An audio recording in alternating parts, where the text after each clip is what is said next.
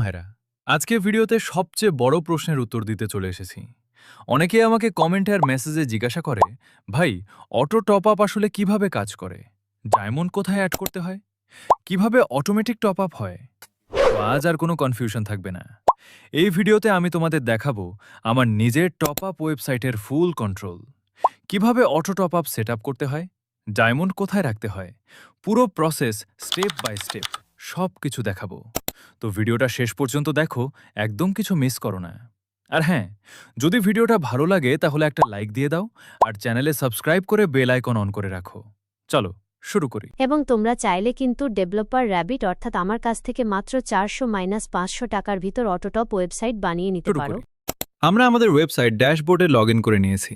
এখন এখানে আপনি দেখতে পারবেন মোট কতগুলো অর্ডার হয়েছে, ওয়েবসাইটে বর্তমানে কত টাকা রয়েছে এবং অন্যান্য সব গুরুত্বপূর্ণ ইনফরমেশন। বাম পাশে থাকা 3 লাইন মেনুতে ক্লিক করলে আপনি আরও অনেক ফিচার দেখতে পাবেন। স্টেটমেন্টস অপশনে গেলে আপনার ওয়েবসাইটের সব ডিটেলস দেখতে পারবেন। এরপর রয়েছে অর্ডারস। এখানে আপনার সব অর্ডার লিস্ট দেখা যাবে এবং চাইলে আপনি ম্যানুয়ালি সব অর্ডার কমপ্লিট করতে পারবেন।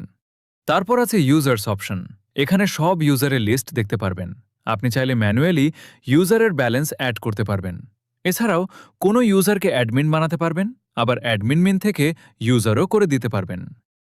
ক্যাটাগরি সেকশনে আপনি আপনার প্রোডাক্টগুলো অ্যাড করতে পারবেন, যেমন স্পেশাল অফার নামে একটা ক্যাটাগরি, আর উইকলি অফার হলো এর মধ্যে থাকা প্রোডাক্ট। আর সবচেয়ে গুরুত্বপূর্ণ বিষয় হলো এই ওয়েবসাইটে আপনি আনলিমিটেড প্রোডাক্ট অ্যাড করতে পারবেন। এখন রয়েছে প্রোডাক্টস অপশন। ক্যাটাগরিজের মধ্যেই আপনি প্রোডাক্ট অ্যাড করতে পারবেন। আপনাদের বোঝানোর জন্য আমি একটি প্রোডাক্ট অ্যাড করে দেখাচ্ছি। প্রথমে নিউ প্রোডাক্টে ক্লিক করলে একটি নতুন পেজ ওপেন হবে। এখানে প্রথমে টাইটেল দিতে হবে, যেমন 50 ডায়মন্ড। তারপর কন্টেন্ট অপশনে আপনি লিখে দিবেন কিভাবে টপ আপ করতে হবে বা প্রয়োজনীয় নিয়মগুলো। এরপর নিচে থাকা থাম্বনেল অপশনে একটি ইমেজ অ্যাড করতে হবে। আমি গ্যালারি থেকে একটি ইমেজ অ্যাড করে নিচ্ছি। তারপর ক্যাটাগরি থেকে সিলেক্ট করে দিবেন এই প্রোডাক্টটি কোন ক্যাটাগরির মধ্যে থাকবে। এরপর টাইপ অপশনে সিলেক্ট করবেন এটা কোন ধরনের প্রোডাক্ট। সবকিছু কমপ্লিট করার পর সেভ চেঞ্জেসে ক্লিক করে প্রোডাক্টটি অ্যাড করে নেবেন।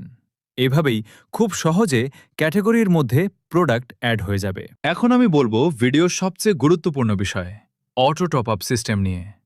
অটো টপ আপ কীভাবে কাজ করে সেটা এখন আপনাদের দেখাচ্ছি।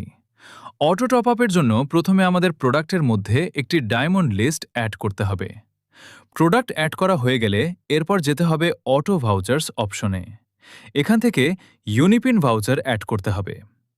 নিউ অটো ভাউচারে ক্লিক করে প্রথমে 25 ডায়মন্ড সিলেক্ট করে দিবেন।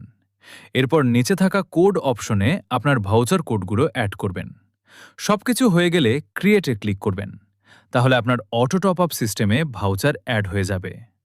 এখন যদি কোনো কাস্টমার অর্ডার করে তাহলে অটোমেটিকভাবে তার আইডিতে ডায়মন্ড ডেলিভারি হয়ে যাবে। ওয়েবসাইটে আরও অনেক ফিচার রয়েছে, আশা করি আপনারা নিজে নিজে দেখে বুঝে নিতে পারবেন। আজকের ভিডিও এই পর্যন্তই, দেখা হবে পরের ভিডিওতে।